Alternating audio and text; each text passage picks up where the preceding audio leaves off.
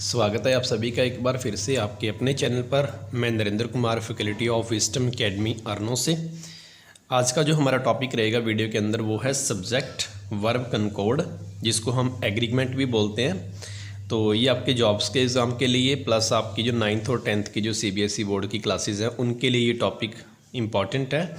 और इसके ऊपर मैं पहले एक वीडियो जो ऑलरेडी अपलोड कर चुका हूँ, ये हमारे पास अब वीडियो का सेकंड पार्ट है। तो आप फर्स्ट पार्ट मेरे उस वीडियो में देख सकते हो। तो उसमें मैंने लगभग 10 पॉइंट है जो वो एक्सप्लेन किए थे कि इनके रूल्स क्या होंगे।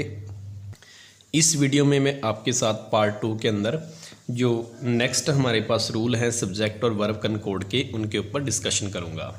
तो सबसे पहले जो हमारा आज का रूल रहेगा वो ये है कि जब भी हमारे पास कोई सेंटेंस स्पोजनल सेंटेंस हो। स्पोजनल सेंटेंस का मतलब होता है जिसके अंदर आपने किसी प्रकार की कोई इमेजिनेशन करी है या जिसके अंदर आपने कल्पना की है। अब ऐसे सेंटेंसों की आपको पहचान कहाँ से होती है? ऐसे सेंटेंस के अंदर या तो आपको लिखा मिलता है कि एज, या वर्ड लिखा मिलता है इफ़, या कंबाइन फॉर्म में मिलता है एज इफ़। और इसके अलावा आपके पास कुछ सेंटेंस और भी हैं जैसे एज दो,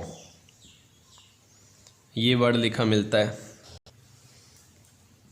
या डायरेक्टली उन्होंने लिखा होता है सपोज वर्ड, सपोज से भी पता लग सकता है। इसके अलावा वर्ड लिखा होता है विश। इन सभी वर्ड्स के बाद चाहे आपका जो सब्जेक्ट है वो सिंगुलर हो, चाहे वो सब्जेक्ट आपका प्लूरल हो, दोनों में से किसी भी फॉर्म में आपका सब्जेक्ट आ जाए तो ये मैटर नहीं करता कि वहाँ पे सब्जेक्ट सिंगल है या सब्जेक्ट प्लूरल है। तो इन दोनों केस में जो आपकी वर्ब है वो हमेशा ही प्लूरल रहेगी, वो कभी भी सिंगुलर फॉर्म में यूज़ नहीं की जाएगी। तो अब इसकी एग्जांपल देखते हैं। जैसे आपने कि छोटी क्लासों में हमेशा से एक ऐसे लगभग सबने पढ़ा है कि काश मैं प्रधानमंत्री होता। तो वो आपका क्या है, एक स्पोजनल कंडीशन है जिसके अंदर आपने ये इमेजिनेशन किया कि अगर मैं ये होता तो मैं क्या कर देता। तो जैसे हमने देखा कि इफ़ आई वर PM, कि अगर मैं प्रधानमंत्री होता। तो इस सेंटेंस के अंदर आपको पहले तो ये वर्ड मिल गया इफ़, जो मैंने यहाँ पे लिखा था कि ऐसे वर्ड्स जिससे हमें इसकी पहचान होती है, तो हमारे पास ये वर्ड आ गया इफ़। अब इस इफ़ के बाद जो आई है वो यहाँ पे हमारा सब्जेक्ट है सिंगुलर, क्योंकि मैंने आपको लास्ट वीडियो में ये बताया था कि जो आई है वो प्रेजेंट में हम अज्यूम करेंगे प्लूरल और पास्ट में अज्यूम करेंगे सिंगुलर। और आपको पता है कि जो वॉज या वर है ये हमारा पास्ट सेंटेंस के अंदर लगता है।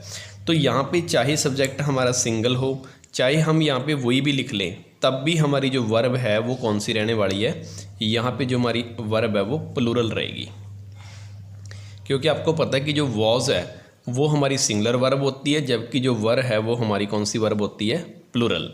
अगर इसी को मान लो कि मैं प्लूरल वर्ब के साथ भी बनाता हूँ, इफ़ वी वर स्टूडेंट्स, कि अगर हम विद्यार्थी होते, तो यहाँ पे देखेंगे कि जो इफ़ से आपको पहचान होगी कि ये सब्जेक्ट सपोज किया गया है। यहाँ पे सेंटेंस पोजनल है और जो वही है वो हमारा सब्जेक्ट वो है जो प्लूरल है। अब यहाँ पे सब्जेक्ट प्लूरल आ गया, यहाँ पे सब्जेक्ट हमारा सिंगुलर था। अब दोनों केस के अंदर आप देखोगे कि आपकी जो वर्ब है वो हमेशा कौन सी रहने वाली है, प्लूरल ही रहने वाली है, चाहे आपका सब्जेक्ट सिंगल हो चाहे आपका सब्जेक्ट प्लूरल हो। तो ये काफ़ी इम्पॉर्टेंट है जो स्टूडेंट्स या जो व्यूवर्स है जो कंपटीशन के एग्ज़ाम की तैयारी करते हैं, तो ये काफ़ी बार पूछा जाता है। तो इसमें आपको यही ध्यान रखना है कि जब भी आपका कोई स्पोजनल सेंटेंस आएगा जिसकी पहचान मैंने आपको बताया कि इन वर्ड से होगी, इन वर्ड से आपका कोई भी सेंटेंस आ जाए तो उसमें चाहे सब्जेक्ट सिंगल हो चाहे सब्जेक्ट प्लूरल हो, आपकी वर्ब हमेशा क्या रहेगी, प्लूरल ही रहेगी। इसकी और एग्जांपल भी लिख सकते हैं, आई विश ही डैश। आपको जैसे एग्ज़ाम के अंदर ऐसे आता है कि इसके अंदर या तो वॉज भरें या आप वर भरें। माई फ्रेंड, कि मेरी इच्छा है कि काश वो मेरा दोस्त होता। ठीक है, तो यहाँ पे आपका सब्जेक्ट क्या आ गया, सिंगल। लेकिन इसका मतलब ये नहीं कि सब्जेक्ट सिंगल आ गया तो वर्ब भी सिंगल आएगी। यहाँ से आप वर्ड को पकड़ेंगे, वो वर्ड कौन सा है आपका, विश। और मैंने आपको ऊपर बताया कि जो विश वाले सेंटेंस है ये कौन से होते हैं, आपके स्पोजनल सेंटेंस। और स्पोजनल सेंटेंस के अंदर जो वर्ब है हमेशा कौन सी रहेगी, आपकी प्लूरल। तो इसके हिसाब से हम ही के साथ अब किसको प्रेफर करेंगे, वर को। तो आपको यहाँ से ये वर्ड्स है जो वो की वर्ड आपको याद रखने हैं। तो आपके चाहे सब्जेक्ट सिंगल हो चाहे प्लूरल हो, आपकी वर्ब हमेशा क्या रहेगी, प्लूरल। तो ये आपका फर्स्ट रूल है। नेक्स्ट हमारे पास रूल है ऑप्टेटिव सेंटेंस। कोई भी आपके पास ऑप्टेटिव सेंटेंस आए तो उसके अंदर आपकी जो वर्ब है वो हमेशा प्लूरल ही यूज़ होगी, उसके अंदर कभी भी सिंगुलर वर्ब का यूज़ नहीं होता। चाहे आपका सब्जेक्ट सिंगल हो तो चाहे उसके अंदर प्लूरल हो। अब उससे पहले भी समझने वाली बात यह है कि ऑप्टेटिव सेंटेंस क्या होता है। अब ऑप्टेटिव सेंटेंस के अंदर हम किसी के लिए भी कोई विश मांगते हैं या किसी के लिए हम बद्दुआ मांगते हैं जिसको हम कर्स बोलते हैं, तो ऐसे सेंटेंसेस को हम बोलते हैं ऑप्टेटिव सेंटेंस। जैसे कि आपने माई टीचर का ऐसे लिखा होगा कभी, या आपने माई फादर का, माई मदर का, तो उसके अंदर आप एक लास्ट में लाइन लिखते थे, हमेशा आपको याद भी होगी अभी, मे ही लिव लॉन्ग, कि परमात्मा उनकी उम्र लंबी करे। ठीक है, तो अब यहाँ पे जो ये वाला सेंटेंस है ये हमारा कौन सा सेंटेंस है, ऑप्टेटिव, क्योंकि हमने यहाँ किसी के लिए क्या मांगी है, विश मांगी है, दुआ मांगी है कि परमात्मा उसकी उम्र लंबी करे। अब यहाँ से आपको एक तो पता लग गया ये आपका सब्जेक्ट है, और ये हमारी यहाँ पे रहेगी वर्ब। अब यहाँ से आप ये देखेंगे सब्जेक्ट और वर्ब की पहचान हमने कर ली। अब सेंटेंस का भी क्लियर हो गया कि ये सब्जेक्ट को, यहाँ पे सेंटेंस आपका ऑप्टेटिव है। तो ऑप्टेटिव सेंटेंस के अंदर वर्ब हमेशा प्लूरल रहती है। और यहाँ पे आप देखोगे कि मैंने वर्ब की फॉर्म के साथ एस या ई एस का यूज़ नहीं किया, तो इसका मतलब यहाँ पे हमारी जो वर्ब है वो क्या है, प्लूरल है। चाहे सब्जेक्ट यहाँ पे सिंगल, अब यहाँ पे ही क्या है, एक व्यक्ति के लिए यूज़ किया गया है, तो आपका यहाँ पे सब्जेक्ट क्या है, सिंगुलर है। सिंगुलर सब्जेक्ट होने के बावजूद भी हमारी जो वर्ब है वो क्या आ रही है, यहाँ पे प्लूरल आ रही है। तो उसका रीज़न क्या है, क्योंकि ये सेंटेंस हमने ऑप्टेटिव सेंटेंस लिखा, तो ऑप्टेटिव सेंटेंस के अंदर चाहे सब्जेक्ट आपका सिंगल हो और चाहे प्लूरल हो, तो वर्ब हमेशा प्लूरल रहेगी। ठीक है, तो आपका ये है रूल नंबर 12। नेक्स्ट है हमारे पास रूल नंबर 13 रूल नंबर के अंदर कोई भी दो सिंगुलर सब्जेक्ट, पहला सब्जेक्ट हमारा सिंगुलर और दूसरा सब्जेक्ट भी सपोज करो आपका सिंगुलर है, दोनों ही सब्जेक्ट हमने सिंगुलर यूज़ किए, और इन दोनों सिंगुलर सब्जेक्ट के आगे हमने कोई भी सपोज करो पोसेसिव केस लिख दिया, पोसेसिव केस ऑफ सब्जेक्ट। अब पोसेसिव केस क्या होता है, जैसे हम लाइन लिखते हैं I, my, me, we, our, us, they, their, them, और he, his, him, she, her, her. ठीक है, तो ऐसे आपने ये टेबल पहले भी याद किया होगा। तो ये जो बीच वाली लाइन है, ये सारी लाइन, इसी को हम इंग्लिश के अंदर बोलते हैं पोसेसिव केस ऑफ सब्जेक्ट। ये लास्ट वाला केस है, ये पूरी लाइन को हम बोलते हैं ऑब्जेक्टेटिव केस ऑफ सब्जेक्ट। ये कौन सा केस है हमारे पास, ऑब्जेक्टेटिव। और जो ये वाला केस है इसको हम बोलते हैं सब्जेक्टेटिव केस। तो ये आपकी 3 तरह का सब्जेक्ट होता है पोजीशन के बेस पे, ये आपका सब्जेक्टेटिव केस है। तो इसी को कुछ बुक्स के अंदर हम ये भी लिखा देखते हैं कि इसको नॉमिनेट केस भी बोलते हैं, नॉमिनेटिव केस। तो ये पूरी लाइन आपकी नॉमिनेटिव केस की है, ये वाली पूरी लाइन पोसेसिव केस की है, और ये वाली पूरी लाइन ऑब्जेक्टेटिव केस की है। तो ये होते हैं हमारे सारे पोसेसिव केस। अब इनका इसके साथ रिलेशन क्या है जो मैंने ऊपर आपको बताया है। तो सबसे पहले मैंने आपको ये बताया कि जब भी कोई दो सिंगुलर सब्जेक्ट, पहला भी सिंगुलर है और दूसरा भी सिंगुलर है, अब इन दोनों में से मान लो कि इसके साथ आपका पोसेसिव केस आ गया और इसके साथ आपका कोई पोसेसिव केस नहीं आया, तो इस केस में जो आपकी वर्ब है वो रहेगी सिंगुलर। अब मैं आपको इसकी एग्जांपल देके एक्सप्लेन करता हूँ। पोसेसिव केस में जैसे मैंने सपोज करो यहाँ पे वर्ड लिख दिया माई, माई फादर, तो यहाँ पे माई फादर सिंगुलर है तो फादर हो गया, और ये आपका पोसेसिव केस हो गया माई। एंड बीच में हमने इसका कंजक्शन ले लिया, कोई भी हम कंजक्शन ले सकते हैं, यहाँ पे हमने सपोज करो एंड कंजक्शन ले लिया। जो कि कोऑर्डिनेट कंजक्शन है, और यहाँ पे हमने दूसरा सब्जेक्ट लेना और ये भी क्या होना चाहिए आपका सिंगुलर। तो यहाँ पे मैंने सिंगुलर सब्जेक्ट ले लिया, लेकिन इस सेकंड वाले सिंगुलर सब्जेक्ट के साथ मैंने कोई भी पोसेसिव केस नहीं लिया। मतलब फर्स्ट के साथ तो आपका पोसेसिव केस आ गया, लेकिन सेकंड के साथ आपका कोई भी पोसेसिव केस नहीं आया। अब इस केस के अंदर मैंने आपको बताया था कि जब दोनों सब्जेक्ट में से किसी एक सब्जेक्ट के साथ पोसेसिव केस आएगा तो आपकी वर्ब सिंगुलर रहेगी।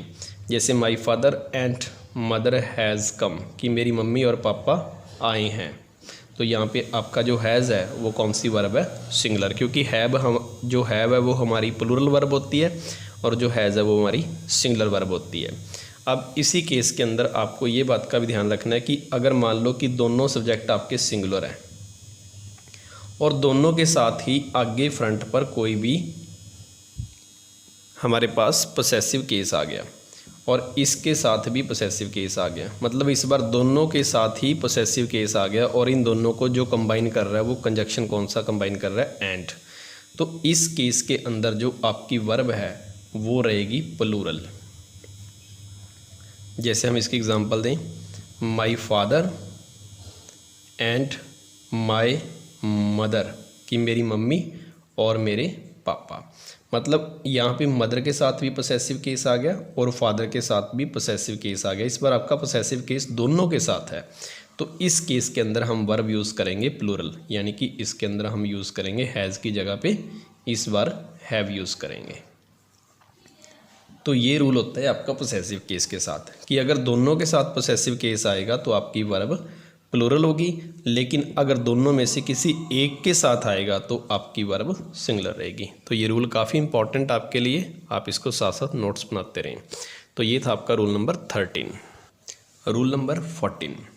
रूल नंबर 14 ये है कि अगर कोई भी दो adjective, any two adjective, adjective होता है जो किसी भी नाउन या प्रनाउन की विशेषता बताता है। अगर कोई भी दो एडजेक्टिव में से किसी, मान लो आपका ये फर्स्ट एडजेक्टिव है और ये आपका सेकंड एडजेक्टिव है, और जो किसी कॉमन नाउन की क्या बता रहे हैं, विशेषता बता रहे हैं। कॉमन नाउन मतलब जैसे कैट है, कोई हमने दो वर्ड सेलेक्ट कर लिए जो मान लो कि किसी कॉमन नाउन की विशेषता बता रहे हैं और उन दोनों को हमने एंड से कंबाइन कर दिया, और इन दोनों एडजेक्टिव में से किसी एक एडजेक्टिव के साथ सपोज करो आपका आर्टिकल आ जाए।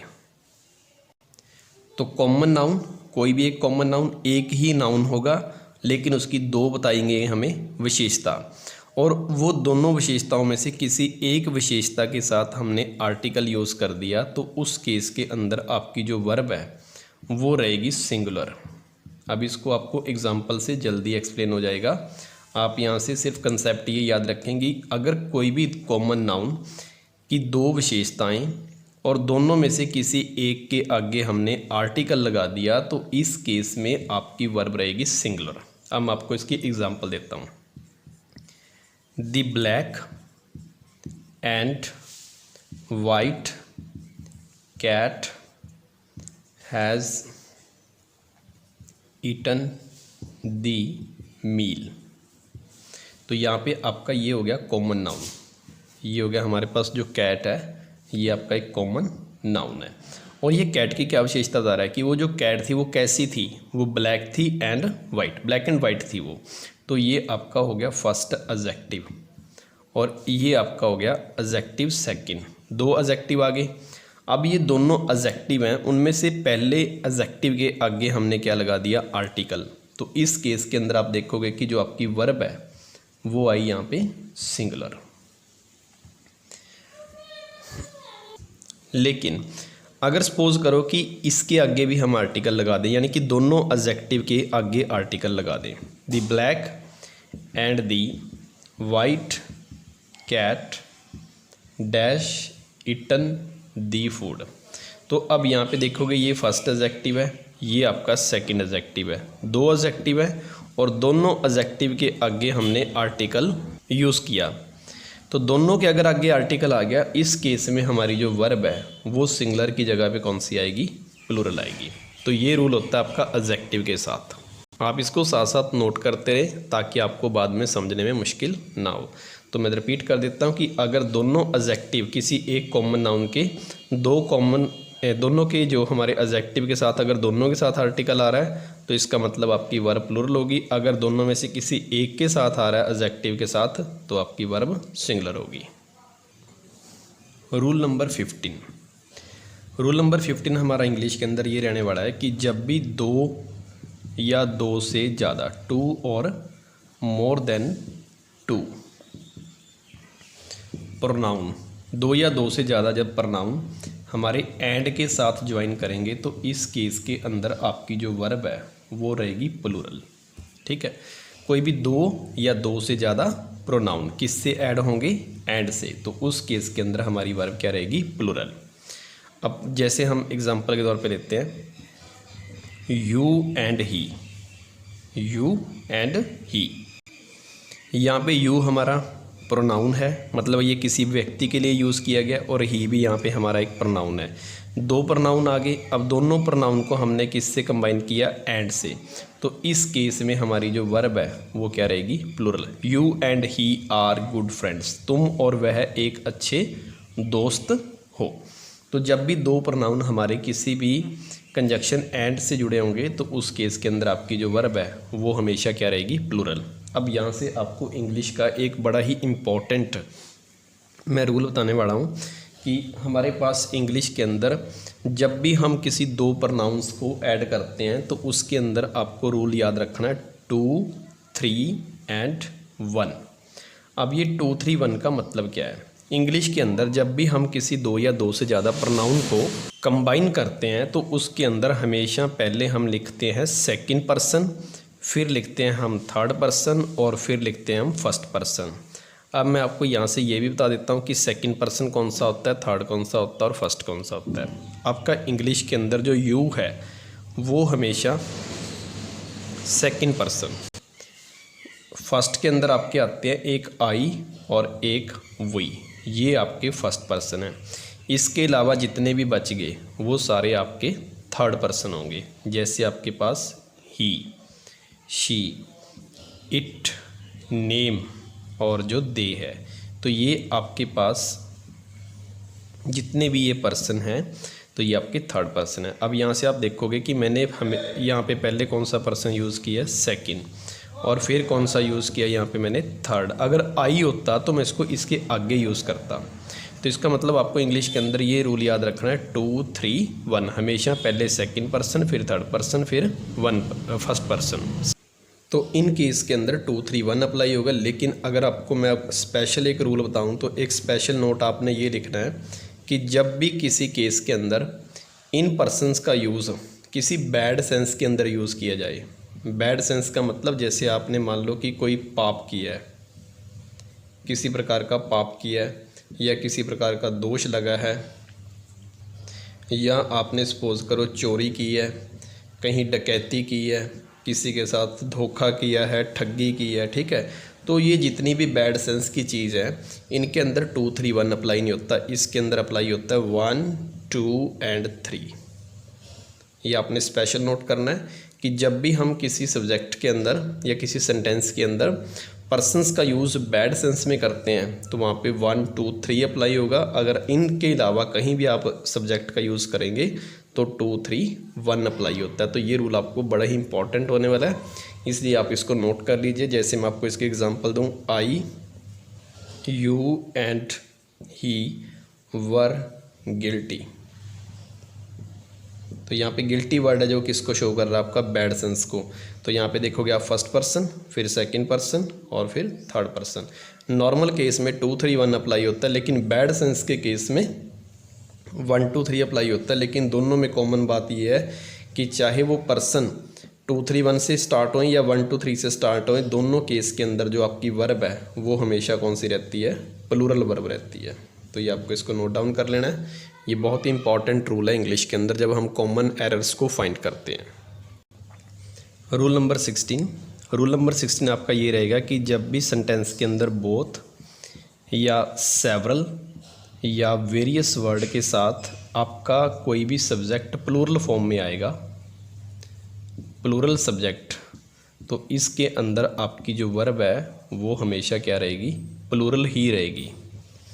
इन कोई भी प्लूरल सब्जेक्ट इन तीनों में से किसी के साथ भी कंबाइन हो तो आपकी वर्ब प्लूरल रहती है। जैसे बोथ गर्ल्स आर इंटेलिजेंट, कि दोनों लड़कियां इंटेलिजेंट हैं। यहाँ से देखोगे कि बोथ वर्ड आया, और यहाँ पे जो गर्ल्स वर्ड है वो आपका कौन सा सब्जेक्ट है, यहाँ पे दो गर्ल्स की बात हो रही है दोस्त से, तो इसके लिए आपका प्लूरल, और आप यहाँ से देखोगे कि आपकी वर्ब भी क्या आई है, प्लूरल आई है। तो जब भी हम बोथ के साथ या सेवरल के साथ या वेरियस वर्ड के साथ कोई भी प्लूरल सब्जेक्ट का यूज़ करेंगे तो आपकी वर्ब हमेशा प्लूरल रहने वाली है। जैसे सेवरल बॉयज़ वर एब्सेंट टुडे, तो यहाँ पे आपका सेवरल वर्ड आ गया, और यहाँ से देखोगे कि बॉयज़ कौन सा सब्जेक्ट है, प्लूरल, तो आपकी वर्ब भी कौन सी आ रही है, प्लूरल। तो यहाँ से सेवरल आ गया, या वेरियस वर्ड भी अगर आप यूज़ करोगे तब भी आपकी वर्ब प्लूरल रहेगी। तो ये आपका रूल नंबर 16 है। तो यहाँ पे मैं वीडियो का सेकंड पार्ट है जो वो कंप्लीट कर रहा हूँ, उसके बाद जल्दी ही मैं आपके लिए सब्जेक्ट वर्ब कनकोड का पार्ट 3 लेके आऊँगा। तब तक के लिए आप इसको रिवाइज़ करें, अपने नोट्स बनाएं ताकि आपको बाद में समझने में दिक्कत ना हो। Thanks for watching.